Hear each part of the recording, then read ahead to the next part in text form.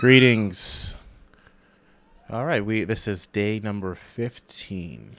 Started on September 11th, 2025. 365-day journey to a web developer position. We are going to jump right into this. I just finished building a video compilation page, and now we'll be working with links and some different so there's a lecture on working with links, a review of basic HTML review, and then a quiz. So I'm going to jump right into it. Follow the stream as I follow this journey. If you start your own journey, please reach out, leave a comment. Let's do it.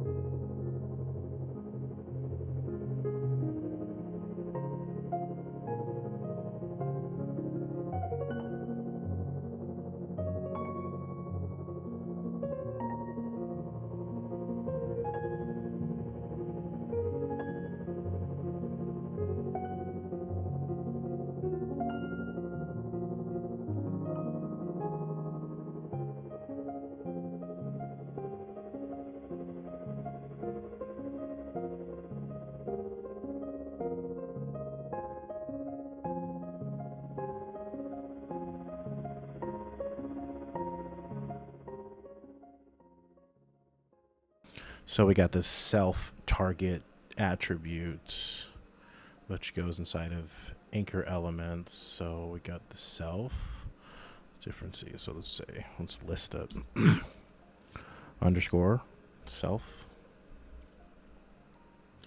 If that's the case, let's make this a little larger.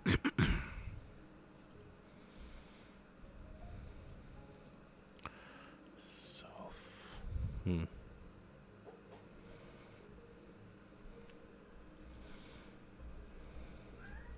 It's the default that opens into the current browser.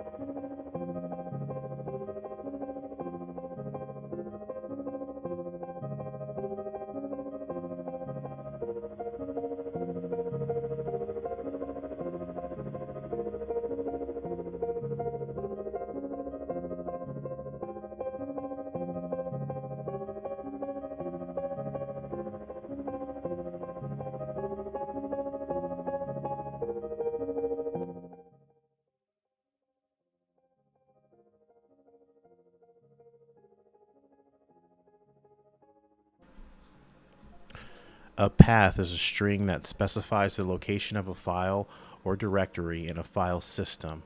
In web development, paths let developers link to resources like images, style sheets, scripts, and other web pages. There are absolute and relative paths. Both are essential when specifying file locations within a file system. Let's look at the two so you can decide which one of them to use and when.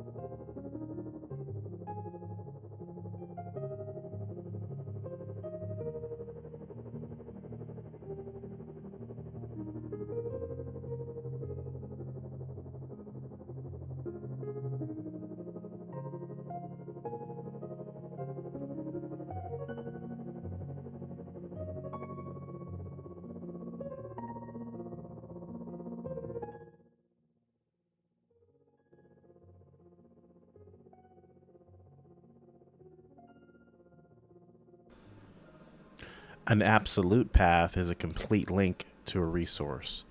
It starts from the root directory, includes every other directory, and finally the file name and extension.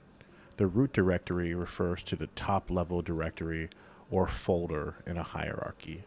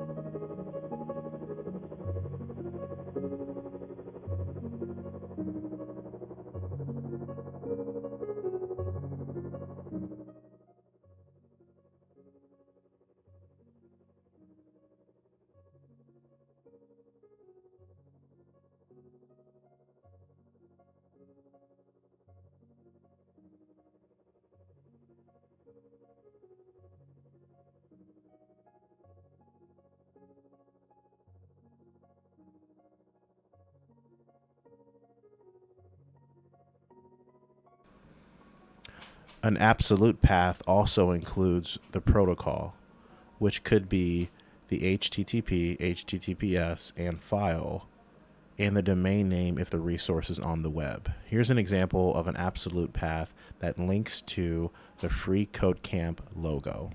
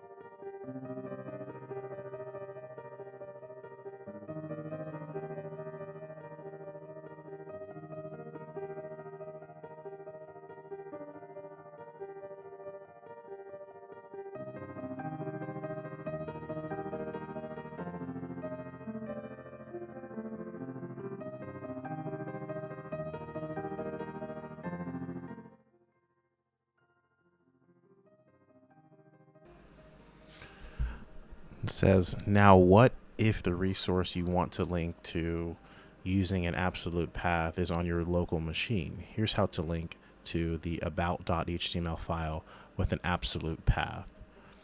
Paragraph, read more on the, and the link on the, read more on the about page, which is what's going to be titled here.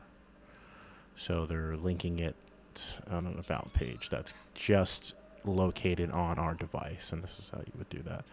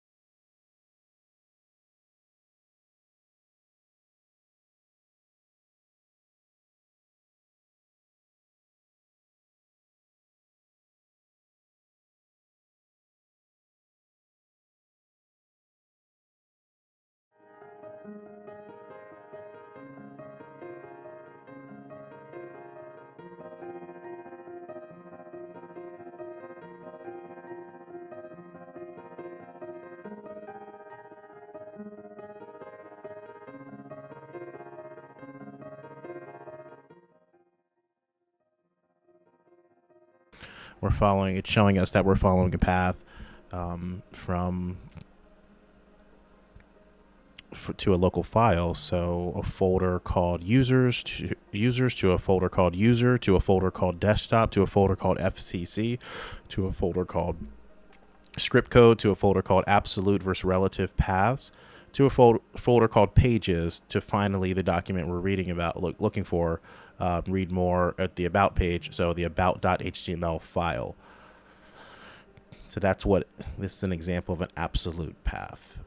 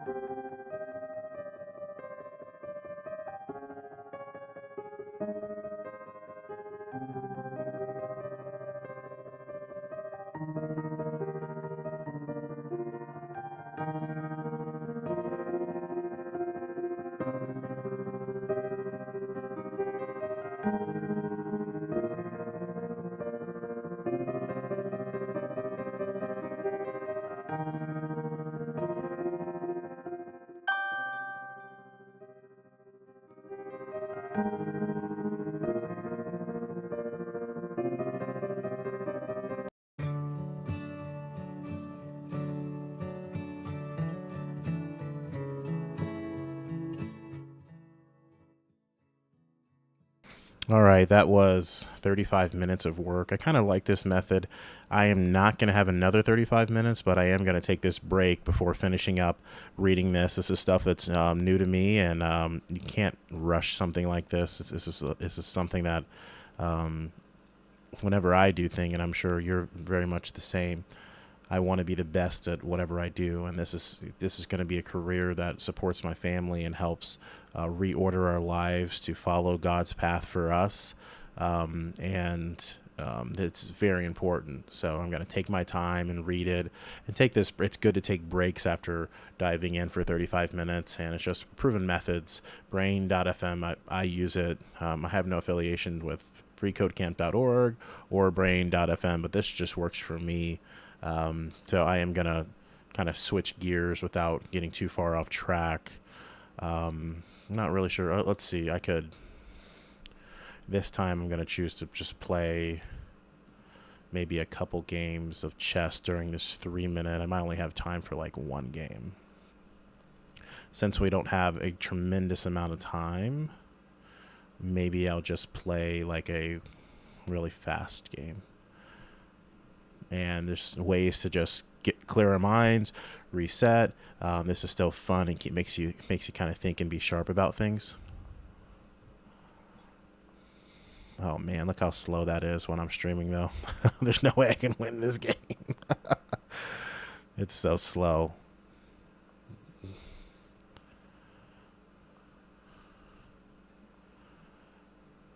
Not a chance. Man, I can't.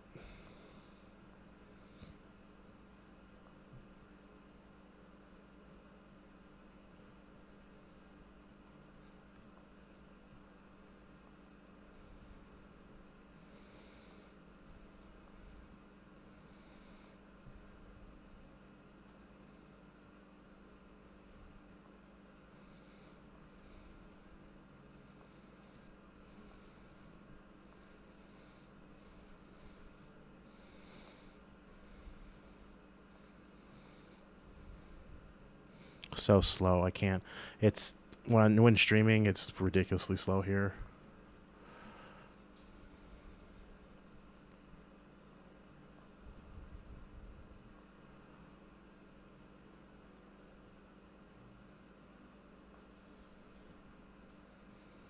Very, very slow.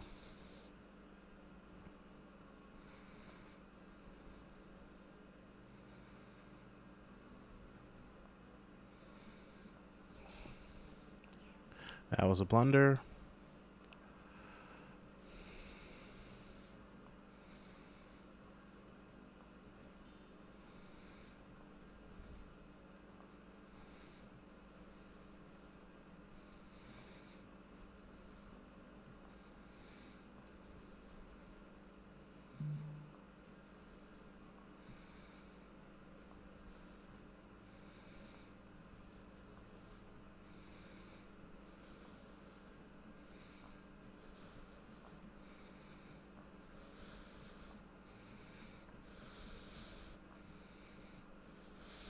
And I won because it's a bullet game. You got to be really fast at the end, and I should never have won that game. It was pretty bad. Gosh, I would have won it had there not been a really serious delay.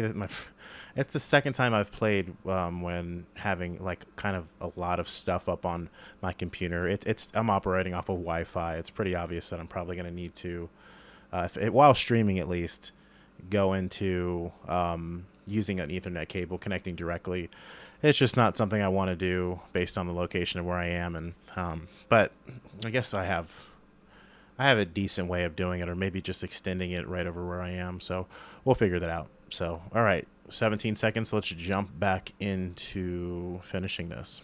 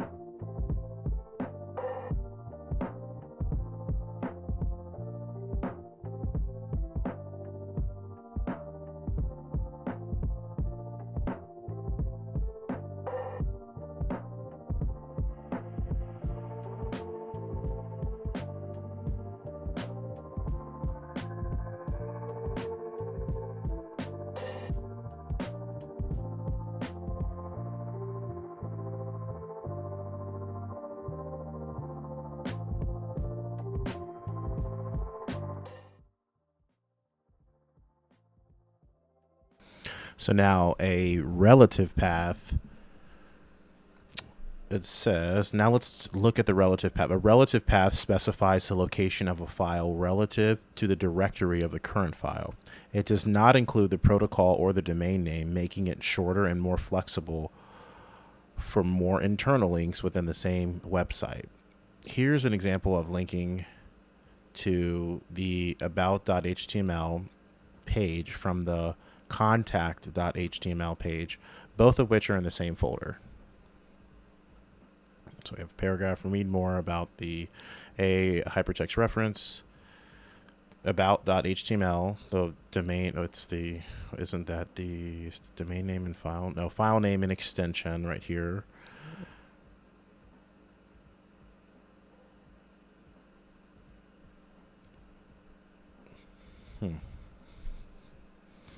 Relative path.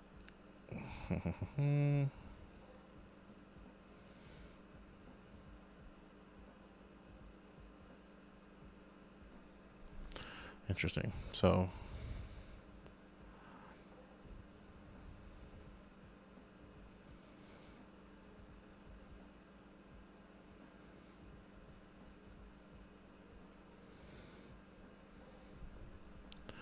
I think we're going to need to bring this.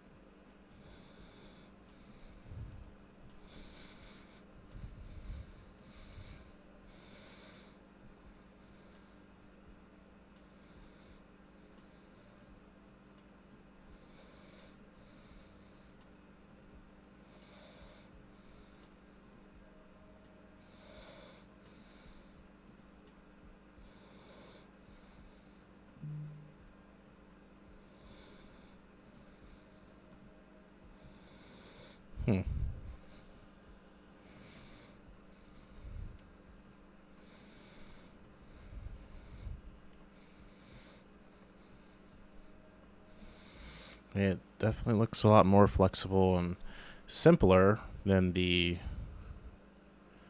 absolute path, but I wonder what the difference would be. So it says making it shorter and more flexible for internal links within the same website.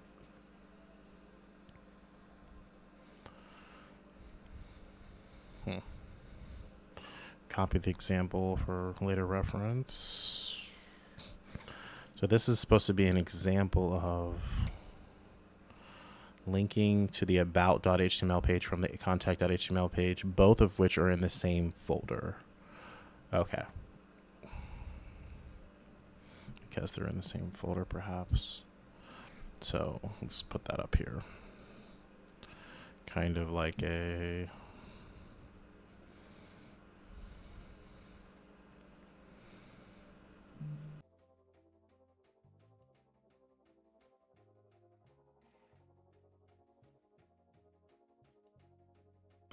Here comes down to the main point, so imagine you are on the contact.html page, and because the about.html page is in the same place, you simply get the file name. This is an example of using a relative file path. Simply get the file.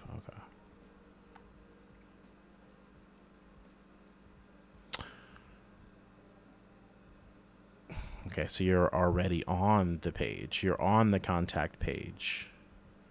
And because the about.html page is in the same place, you simply get the file name because it's exactly in the same place that you already are located. This is an example of using a relative path. Okay, file path. That makes sense. There's no need to waste your time writing everything else.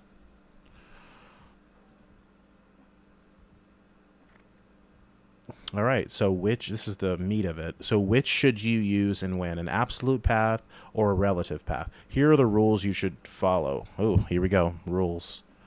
Use absolute paths when linking to a resource hosted on an external website. Use absolute paths when you need to link to a page or resource to work consistently. When you need the link to a page or a resource to work consistently, regardless of the document location within the site. Use relative paths when linking to resources within the same website. Use relative paths if you want to keep your code cleaner and easier to maintain during development. Use relative paths during local testing to ensure links work without an internet connection. Rules. Cool. We're going to keep these for sure.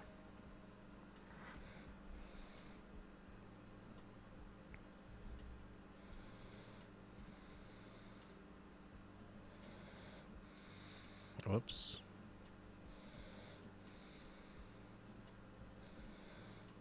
Those are important.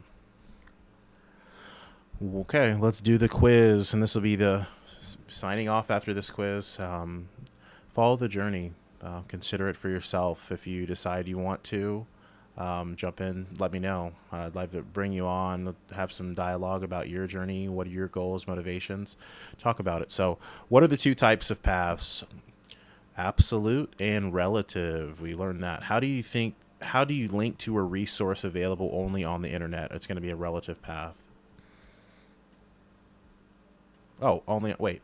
How do you link to a resource available only on the internet? Absolute path, I think.